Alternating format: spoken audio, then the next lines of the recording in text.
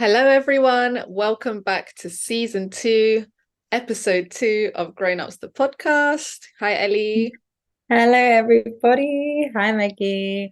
How is everyone? We're actually recording this on the Monday, so we too are feeling whatever you're feeling today, sad, I know motivated. I'm trying to have this hype for this episode, but it's really a Monday. You know what? I was even thinking to myself today, I was like, I'm going to join this episode. I'm going to feel good, like I've been productive. Tell me what I've been doing life admin all morning. It gets like It's that. fine. Yeah. It does indeed. How was your weekend? It was lovely. I'm trying to think of do you know what? This weekend was actually so nice. You just have a quick, I remember. Yeah. I saw secondary school friends, and one of the girls in our group we hadn't seen for 7 years. Whoa. Yeah, it was mad. I think she just had a period of life where she was just gonna do her. So she came off social media, and then she rejoined recently, and we were like, oh my God, like come meet up. And it was so nice. It was like nothing had changed. Like it was just so lovely. That's really nice. You really do have those friends that you don't have to see all the time, but when you do, it's like, yeah, we can just talk and it's not awkward, anything like that. Yeah, exactly. And then normal family Sunday. So this weekend was actually so nice. How about you? I had a really good weekend as well. Yesterday, I went to this faded event, and Hmm. I don't know if I'm getting old yet, but my ears are ringing. Like the music was so loud. Oh, girl, sorry, but also an event on a Sunday. You and me, you're just different. You know what? We need to actually talk about this in a different episode, but I'm so for Sunday events. Like In the evening or the afternoon. it started at 3. So I was home Um, by like midnight. no, no, no. If you could, I just realized that people can't see my face unless I talk. Oh But yeah. the faces I'm pulling right now, like, Can I just say as well, is it not more nerve-wracking that now we're on YouTube? We're on YouTube, guys, but now it's Yes, like people are seeing us everybody. for the whole 40 minutes. Yeah, I'm not gonna like, guys, before we were looking rough. I mean, we still don't, I mean, I don't look very glamorous, but like there were some episodes where we were looking really rough, or like we had to chop Bruh. and change so much. Now Yeah. we're like, there's no mistakes because you're gonna see the whole shebang. Yeah. Nerve-wracking. Yeah, our link to our YouTube is on our Instagram. Everything's connected. It's just at Grown Ups the podcast, or if you just type in Grown Ups, it will come up. We're easy to Yes. find. We are. We are on TikTok, YouTube, Instagram, Spotify, Gmail. We're everywhere. Everything. Okay, okay. So, should we jump into this week's dilemma that inspired the pod? Yes, let's do it. Okay, fab. Right. And thanks, guys. Sorry for sending in your dilemmas. Please keep them coming. Like you can send them to us anywhere, Instagram or Gmail, grownupsthepodcast at gmail.com, right? Yes, exactly. Okay. Hey both, love listening to the dilemmas you get in, so thought I would write in my own on a subject I don't think you've touched yet. I'm 27 and I feel like 30, the age at which society says we should have our shit together. Yep, is quickly approaching. Call me crazy, but I give far too much time and energy to worrying about what I will and won't have achieved by the time I reach that dreaded age. Mhm. One of which is I actually sorry, do you worry about getting to 30? No, I think it's a blessing. I Yeah, I'm can't not worried wait to about get that. to 30. I'm like, thank God I'm getting to 30. I'm not scared about aging at all. I think it's a beautiful thing and we're lucky to be aging. Love that. Yeah, I'm not worried, but we'll keep going. We'll keep going. Mm. Maybe I will be by the end of this. Right, sorry. So she's spending too much time worrying about what she will and won't achieve by 30. One of which is I seriously doubt I will have my own house. I've not lived at home since before I went to university because I've always wanted to be independent and free. But I obviously couldn't afford to buy a house straight out of university at the age of 21. So I've rented ever since. Don't get me wrong, it's nice to be able to move around or to call someone when the cooker breaks or there's a leak and to not have to pay for it yourself. But Hmm. as you can imagine, I haven't saved very much over the past few years while covering my rent, household bills, and all of that. There isn't really a set question to my dilemma. I guess I just wanted to hear your opinion on whether renting is for the young, on whether buying a house is what makes you an adult, or whether I'm just totally overthinking. Thanks. Okay. I think Boom. it's a great question. It's a great discussion because first of all, the whole getting to 30 things and worrying about what you'll have achieved by then. We've spoken about this in season 1, but really, time is such a construct. Like, you can achieve amazing things at 18 or at 52. Like, there's no set, but I think society has such this thing on by 30, you have to be here. No, be wherever you want to be. Okay. I literally saw something yesterday on Instagram. It was like, don't quote me, but Obama retired at 55 and Donald Trump, not inspirational, but started at 70. So yeah, you can achieve anything at any time. Exactly. So honestly, release us of these shackles of age restrictions, because we don't need it. Like, you can do whatever you want at whatever age. It's your life. You direct it. But in regards to housing, I think that's very realistic. Most people in their 20s do not own a house yet. So that's very normal. And the reality is that a lot of people can't, even though they're paying rent, they don't have money to save up and to invest into other things or to save up for a mortgage and stuff like that. So again, no stress about that. But what are your thoughts, Ellie? Do you want to buy a house? Yeah, I mean, I talk about this all the time. Yeah. Obviously, I think I've seen sisters who have done it both ways. Like, some rent now and some own. And for me, I just liked the owning route. I've always wanted to go into property development and stuff like that. So it made sense for me. But I genuinely think, like, I think the European structure is renting. Like, most people don't buy it. And I appreciate that it gives you like flexibility and freedom to move around. Mm-hmm. So I don't think there's a problem with renting. Obviously, the way rents are increasing right now is a little bit scary in terms of like maintaining your finances and stuff like that. So you do have to be careful. But I definitely want to put pressure on yourself to buy it. You can buy when you're like 40 something. There's no Yeah. rush. And you might buy that one home and it be your forever home. Especially Yeah. if you want to like shuffle around. Like, you might want to try London, you might want to try Manchester, or like Southeast London, Northeast London, like to try and find out where you want to stick.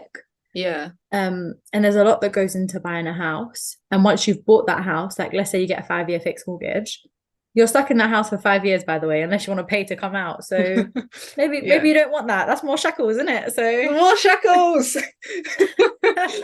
No, for real. Like, my parents just bought a house and they're in their 50s. Like, you can do it at any phase of your life if that's something that you really want to do, but you don't have to. Like, you don't have to feel like you haven't accomplished something if you don't own a house yet. That doesn't have to be what the standard is.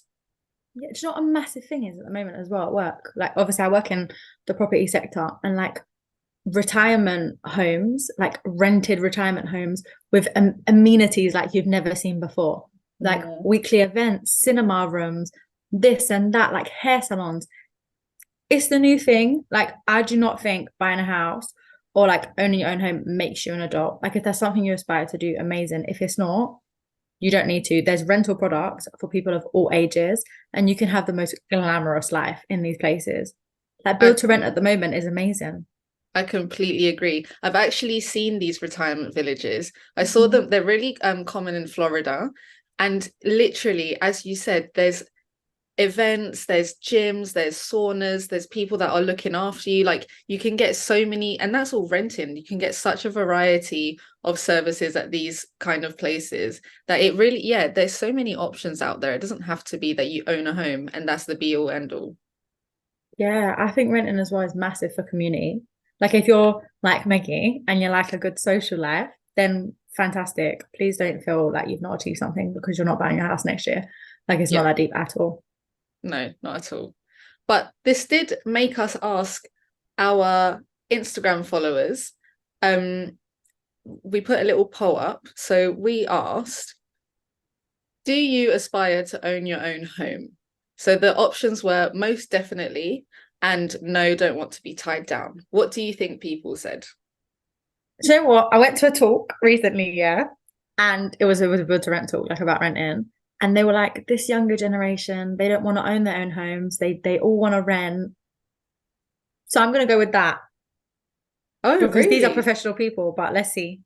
Okay. So actually 96% said most definitely. Only Mad. 4% said no. Isn't that mad? So they lied. these conferences, you can't trust everything you hear. It's 96% of our followers want to buy a house. That's so interesting. Wait, so these build to rent projects, they're built and no one's allowed to buy it. There's just like one corporation that owns it. That's the landlord essentially. Yeah, investors will buy like massive blocks, and typically because they're built to rent, they'll be like the more superior products and they'll have all the amenities and stuff. Right. They're the So fancy ones. I see. Most of them are a bit fancy. I guess you can have some that are less so. Oh, okay. I didn't know that even existed. I didn't know that was a thing. Yeah, well, you get to go around them at work, and I'm not gonna lie, they're so cool. Like, oh, they're lovely, and some of them have like swimming pools and gyms. And then is the rent fixed because it's owned by these investors, or is it still Um, variable? yeah, variable. You can tie in for like some people. I've seen some where they tie in for a year. I've seen some where they tie in for like 32 months. And then yearly it'll probably go up with like CPI and inflation, I assume. Like it just keeps going up. Okay. So Yeah, I'm surprised, sorry, that most people want to own their own home. me I don't too. know. I guess a lot of people see houses as like investments, Yeah. but interesting. Should we see what some of the responses were? Yes.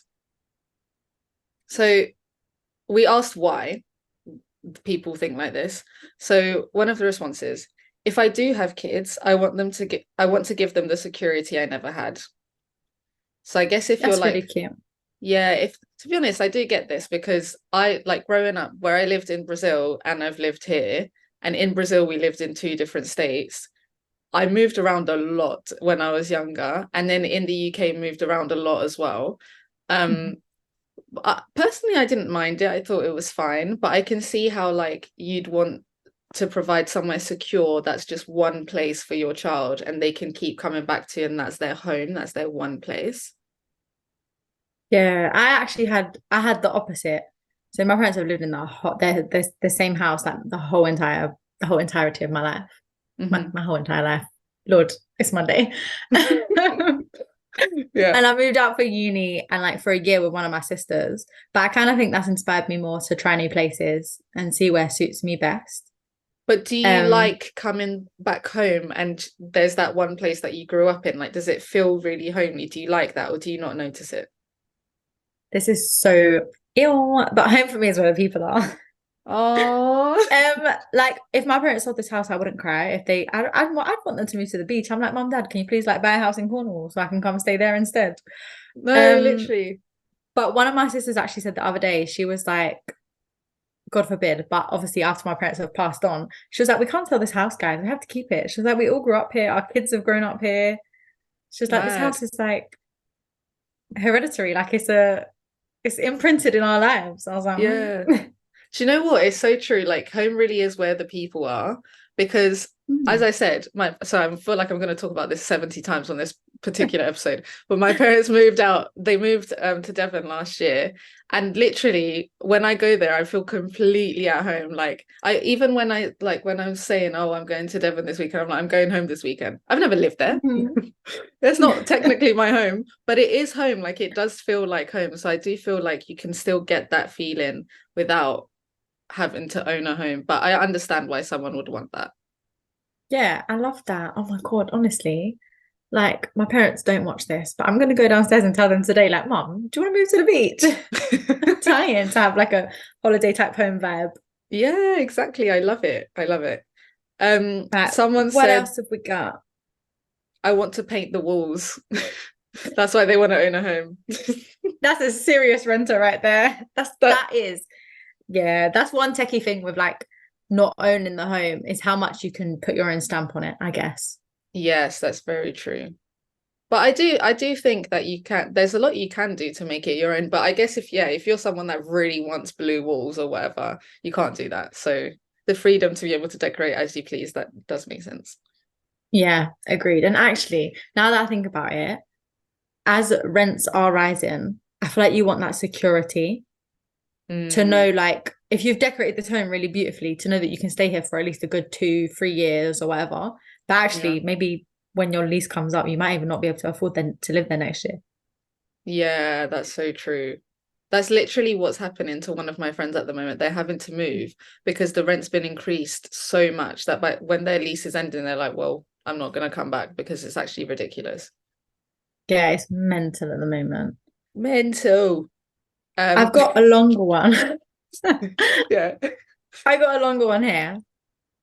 So someone said, I don't mind owning a home. It's not high up on my to-do list as I'm young. I may want to move town, city, or even country, and a house is a whole load of logistics. But if I do ever buy, best believe it will be a loan. I couldn't endure the hassle of splitting the house itself and everything in it if a friendship or relationship broke up. Oh, they said independence. I'm not, they said I trust no one. I Yeah. appreciate the like logistic side of it, but I don't want to live alone. I actually don't. The thing is, I guess if your name is on the mortgage, your partner can still live with you and contribute towards your mortgage without their name being on it. So you don't have to split the assets if you do end up splitting. But it's another whole different kettle of fish when you're married. That's a lot. But I mean, you shouldn't go into a marriage thinking you're going to get divorced. So Yeah, God forbid.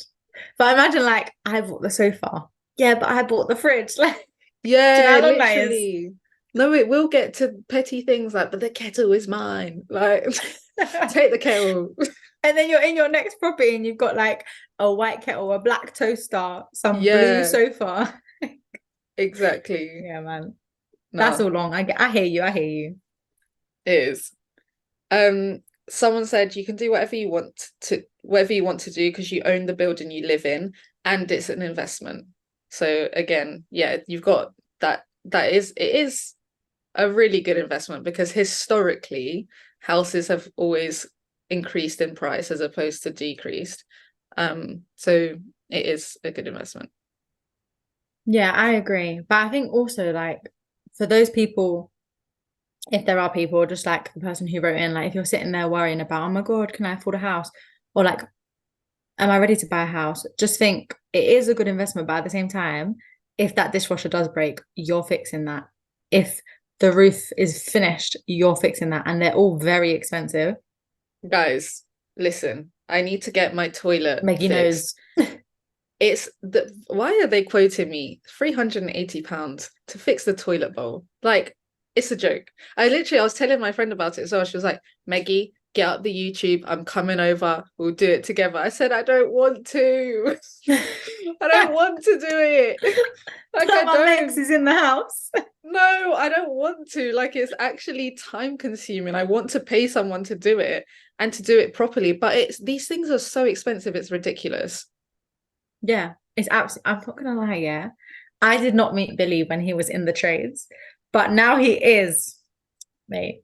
That guy's stuck to me. I'm never leaving him. You secured the bag, Ellie, the bag, because you will never have to worry about things like this. Like, he can do it. You've got to fix her up at home. Yeah, mate. Toilet broken, Billy. Roof's leaking, Billy. If you get anything from this episode, marry a plumber. Honestly, guys, I'm telling you, men in the trades, they're on serious things. I recommend. And they mostly work around men, so No competition. I was talking about this the other day. yeah, no work romances there. No work wife, no work husband, please. No concerns. It's lovely. Right. Have we got any other different ones? I think a lot of them like were pretty similar. Um,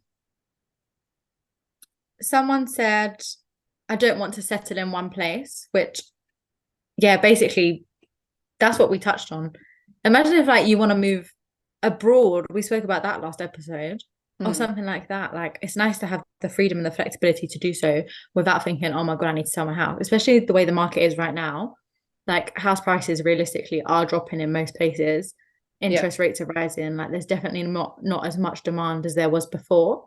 yeah. So if you now need to move for your job or want to move right now, you might make a loss. Like you might lose a bit on what you paid for the house. So it's Yeah, not always easy. let's talk about the current state of what's going on at the moment. Because the problem is that house prices have always been spenny, like that's not new, whatever, different Mhm. thing.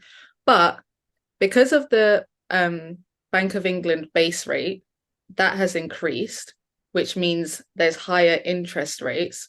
So whereas before a mortgage, you'd get an interest rate of like 1 to 2%. Like that's what you'd be paying back. Like the interest rate was around 1 to 2%. And now it's on average 5 to 6%. That's Mhm. crazy. Like people, their mortgages that they were paying £600 a month for has now gone up to like 1,200 a month. It's crazy. The prices are astronomical, which obviously, if you're a homeowner, that impacts you because that's your mortgage rates. But if you're renting, that impacts you because now your landlord has to pay more, therefore you have to pay more. So my kind of state of this at the moment is, first of all, shambles. Second of all, I don't know if I want to own a home for that last point that you said, because of I don't know if I want to live. I don't know where my forever place is yet. I don't know if it's in the UK. It might be, but I don't know if it's in the UK, if it's in London, if it's out of London. I'm not sure. Don't know if it's in Europe. I don't know where I'm going. So like for me, it doesn't make sense to set roots in one place yet. Whereas you're the opposite, right? Yeah, do you know what? I love we could be bringing you this pod internationally, guys, depending on where Maggie's going. Yeah. Um, no, I completely agree. And I love that like it is about setting roots when you buy a house because that's most likely going to be where you live for a while. Um, for me, yeah, for me, it's all about investment. Like it's all to do with investment. It's all to do with my future. Like this first house that I buy, I need to buy now because within the next 5 years, I want to buy another one. So I need to Mm, get on the ladder. mm, Um, and whilst interest rates are rising like crazy, house prices are also dropping. So it doesn't seem daft for me as a first time buyer mm-hmm. to grab houses whilst they're selling at a lower price and then to gain in terms of equity. Yeah. The reality is interest rates, this might be the new normal. Yes. Like realistically, when my parents were buying their house, um, they were paying way more in terms of interest. Back in the day, their like interest rates were like 13%.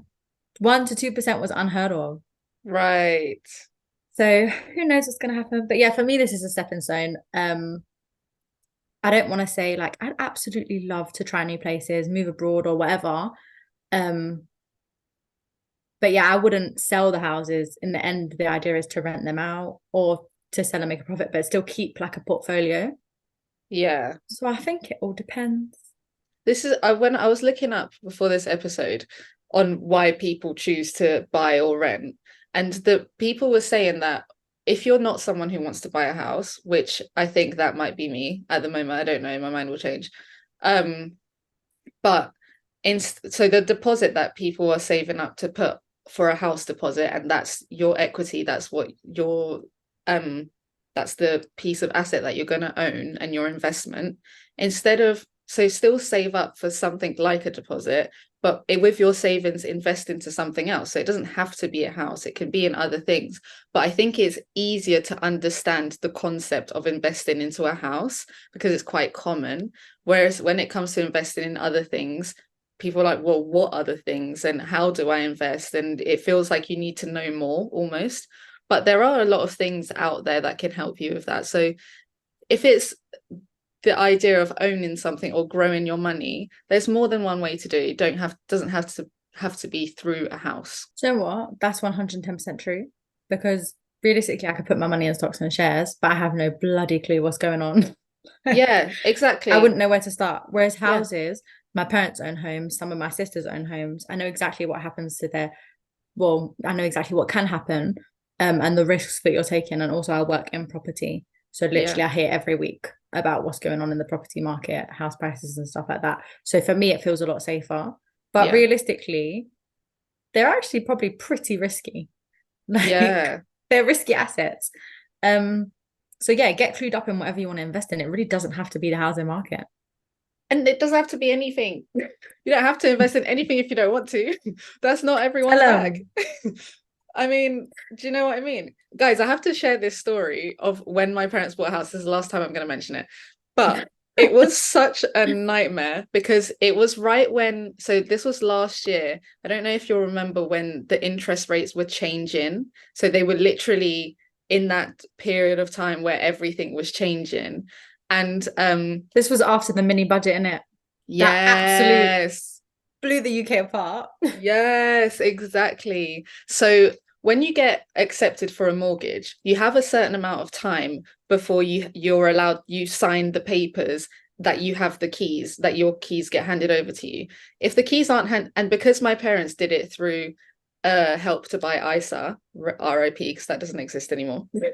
When you get a Help to Buy ISA, you had to buy a new house. It had to be a new build. It couldn't be an existing house. So in order for the mortgage to go through, they needed confirmation that the house was done and that everything had been signed off on. And you have a deadline for this. Now, because of the madness that was going on around the UK, their deadline got extended because the house was taking long to be built, basically. Now, it's the day of the deadline, and the only thing that's stopping from the house being signed off is someone going over there and doing a safety check to check that all the wires are okay, all the pipes are okay, like it's all good, basically. So it's the day of the deadline. The guy goes over to check the house. It seems all good. He gives us a phone confirmation that, yeah, it's all good. I just need to send it off by email, just going back to the office to do it now. Bearing in mind, the deadline is at 5 p.m. today. So we're waiting. It's like 3 p.m. We've heard nothing. So we call the middlemen between us and him. And they said he's gotten on his way back to the office where he was going to send the confirmation. He got into a car crash and is now in the hospital. I remember this. Guys, if Oh they my didn't God. sign this, that means they would have had to apply for a new mortgage on the new interest rate, which was like it was something ridiculous. Like we would have not, I say we, they would have not been able to buy a house. Like it would have been impossible. Like imagine all of these little things happening. Luckily, he just had like it wasn't anything serious, thank God for everyone. And he managed to send off the email just in time. So they managed to get the house with the mortgage rate that they'd been promised before, and they didn't have to reapply and stuff like that. But guys, buying a house is stressful. There's so much more than you think that you think I've got the money. Cool, let's do it. No, you have to be accepted onto a mortgage. They have to have life insurance. There's so many things beyond just putting the money down. Crazy. It's mental. It is actually mental. So if it's not for you, it's not for you at the end of the day. Shall we jump into our news story, our new feature? Yes. What are we talking about this week, Ellie? What's going on? We're talking about teacher strikes. 3 of my sisters are teachers, so this is all I hear about. And they had a strike on the 7th of July. So in the news, teachers across England represented by the NEU will walk out on Wednesday, the 5th of July and Friday, 7th July. The NEU has staged 5 national and 3 regional strike days in 2023 and could continue its action into the next academic year. Boy. My first immediate thoughts when I read this, was I thought they'd striked way more. What was that? Was that like 7 days or something, or 8 days, whatever? Yeah. Yeah. A couple of days. But it feels like they're striking all the time. I know. My brother is obviously in school and he's at home all the time because there's so many strikes. But it's frustrating because they're striking and nothing is happening. And when you strike, you don't get paid. So if you choose to strike, that means you're not getting paid for that. And one of our friends is a teacher. She was saying she lost out on like £700 from striking. Like that's a lot of money that people are willing to put on the line in order to get what they want. It's actually crazy. Do you know what? Like part of me, obviously I agree that salaries should be increased. Like there's a cost of living crisis, so on and so forth. And having known teachers, I actually deep how hard they work. Like I think before, when you don't know people that are teachers, you think, oh, 13 weeks off a year, they're absolutely chilling. Who do they think they are? But having seen them in action, it's like rather you than me. They need the 13 weeks. Give them 15. Honestly. Yeah. So on one hand, I totally understand, like, how else are you going to get people to take you seriously and to give you a raise? But on the other hand, I'm like, kids have had so much disruption to their education over the last like 3 to 5 years. Mm. I don't know, like, teachers are meant to be caring and want to help their students, but at the same time, you're risking their education by taking sporadic days off here and there. And it's so disruptive for parents. Like, imagine if one of the parents is a doctor, how are they going to get childcare and stuff like that? Um, but then I guess it is meant to be disruptive because they need a pay rise to live. Like, I don't know where I stand on it. Personally, fuck them kids. Like, because do you know what it is? Like, yes, you're so right. They have had a lot of disruption to their education. Is peak, especially with COVID and all of that. The problem is when I like at work, I ask for a raise in line with inflation and for other reasons, whatever. I can do that, and they can and we can negotiate back and forth. With teachers, they can't. They have to accept the baseline, and there's not really room to get a raise unless you're going to become head of department or whatever. But that's also like, that's one person in a whole department. That's not everyone that can do that. You can't renegotiate your salary with the governments. This is almost what they're fighting for.